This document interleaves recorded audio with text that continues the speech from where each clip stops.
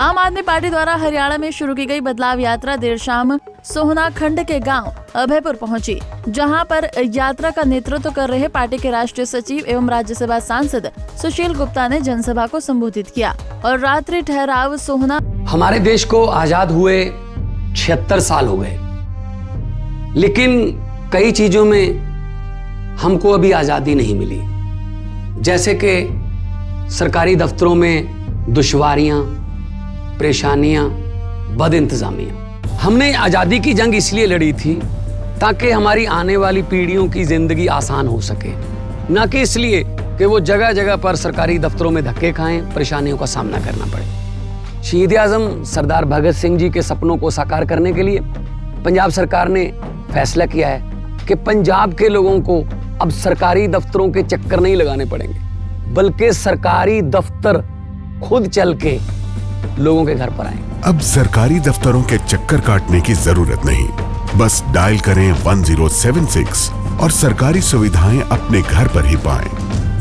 पंजाब की भगवंत मान सरकार आपके द्वार में करने के बाद सुबह जिला अध्यक्ष के कार्यालय पर प्रेस वार्ता की, जिसके बाद शहर भर में जोर शोर के साथ यात्रा निकालकर अपना जलवा दिखाया। प्रेस वार्ता के दौरान सुशील गुप्ता ने प्रदेश सरकार को घेरते हुए कहा कि 2024 चुनाव में बीजेपी को मुंहतोड़ जवाब मिलेगा, जब हरियाणा के अंदर पूर्ण बहुमत के साथ आम आदमी पार्टी की सरकार बनेगी। आज बदलाव यात्रा का 5वां दिन है।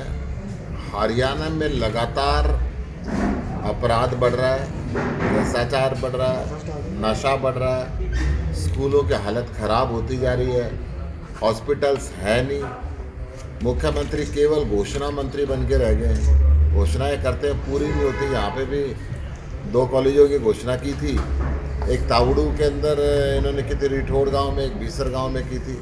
प्राइमरी स्कूल में बच्चे कॉलेजों के वो पढ़ रहे हैं। 10,000 एकड़ में सफारी की घोषणा की थी, कोई मतलब नहीं है।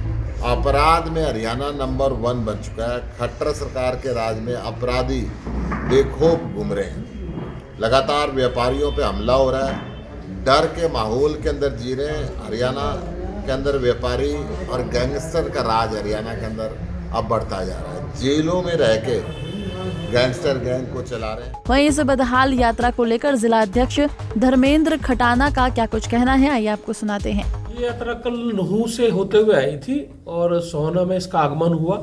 उसके बाद अभयपुर में एक बहुत बड़ी जनसभा हुई है, रागनी प्रोग्राम हुआ है और रात को इस यात्रा का यहीं स्टे हुआ था।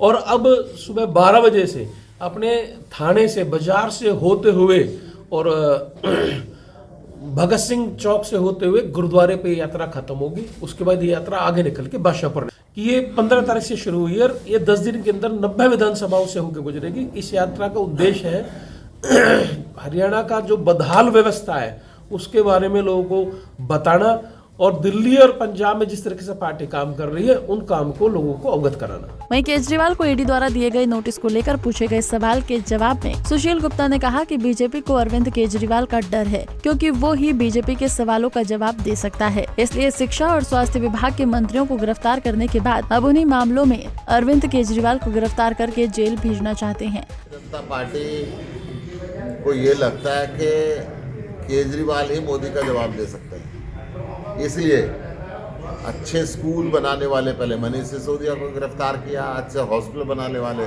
सेंद्र जैन को गिरफ्तार किया, संसद में मुकर बोलने वाले संजय सिंह को गिरफ्तार किया, तब भी इनका मन नहीं भरा तो उन्हीं फर्जी केसों के अंदर अब अरविंद केजरीवाल को गिरफ्तार करना चाहते हैं। परंतु अरविंद केजरीवाल एक व्यक्ति नहीं, एक विचारधारा है। जितना जितना ये जेल में डालेंगे उतने ही हमारे कार्यकर्ता निकलकर बाहर और तेजी से।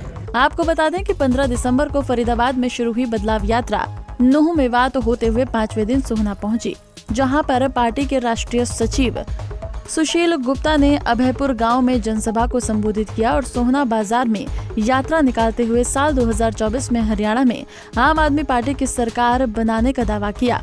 लेकिन देखना ये होगा कि हरियाणा की जनता किस पार्टी के हाथों प्रदेश की कमान सौंपती है। सोहना से सतीश कुमार राघव, पंजाब केसरी टीवी। हमसे जुड़े रहने के लिए हमारे YouTube चैनल को सब्सक्राइब करें और नई वीडियो की नोटिफिकेशन के लिए बेल आइकॉन को दबाएं। अगर आप ये वीडियो Facebook पर देख रहे हैं तो लाइक जरूर करें और ज्यादा से ज्यादा शेयर करें। धन्यवाद।